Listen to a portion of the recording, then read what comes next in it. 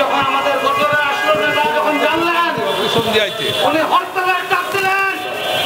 একজন সরকারি কর্মকর্তার গায়ে ভারতীয় দূতাবাসের একজন কর্মকর্তা হাত দিয়েছে।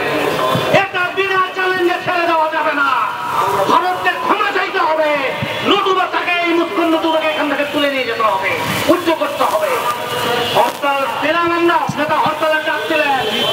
হরতাল শুধু হলো না, সেই হরতালের সেদিন 350-র মতো নেতা কর্মীকে গ্রেফতার করা হয়েছিল। এমন ভাঙচুর, এমন অগ্নিসংযোগ বাংলার মানুষ আর কখনো দেখে নাই, সেটা আমরা সেদিন ভারতকে বুঝিয়ে দিয়েছিলাম। কিন্তু ভাগ্যের নির্মম পরিহাস, পরবর্তীতে যে সকল গভর্নমেন্ট এলেন, এরশাদ এবং পরবর্তীতে অন্যান্য গভর্নমেন্ট এবং হাসিনা সরকার দীর্ঘ 17 বছর ভারতের দাবিদারি করে দেশটা সর্বনাশ করে দিয়েছে।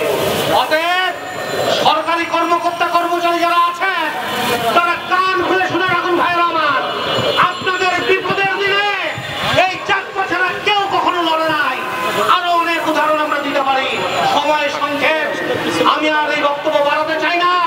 ভবিষ্যতে যদি আবার কখনো বক্তব্য দেওয়ার সুযোগ হয়, এরকম অনেক কাহিনী আপনাদেরকে শোনাবো, যে সরকারি কর্মকর্তাদেরকে, কর্মচারীদেরকে ভারতীয় কর্মকর্তারা কিভাবে নির্যাতন করেছে, কিভাবে অত্যাচার করেছে, কিভাবে নিগৃহীত করেছে, কিভাবে অপদস্থ অপমান করেছে।